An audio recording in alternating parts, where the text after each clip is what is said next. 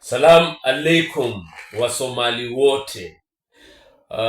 Mi ni Mkristo but hiyo wa alaikum unaweza mwambia mwingine. Mimi unanijibu wa alaikum salam wa rahmatullahi ta'ala wa barakatuh.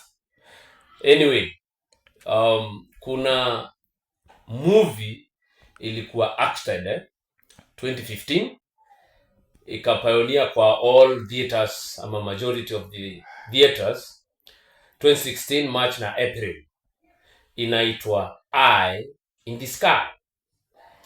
So kwenye ile movie unapata actors walipapot kubomb Isli, but majority ya Wasomali na Wakenya na Wasomali sasa hawakuwa rada na kushika kenye kiliendelea.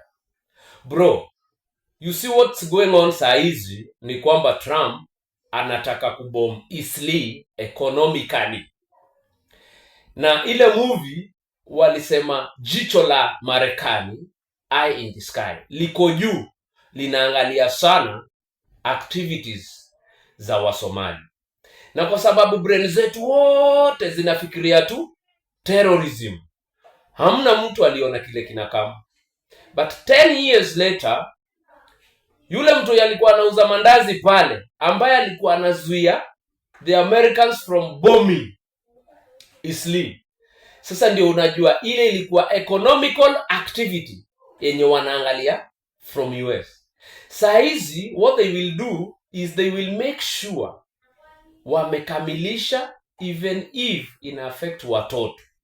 Simuliona huyo mtu alikuwa anauza mandazi ndiye alikuwa akitokea, wanawacha kubomba. That was an economical activity. Sasa kwa sababu hatukuchanuka, now Isli will be bombed economically by the Americans. Wait and see.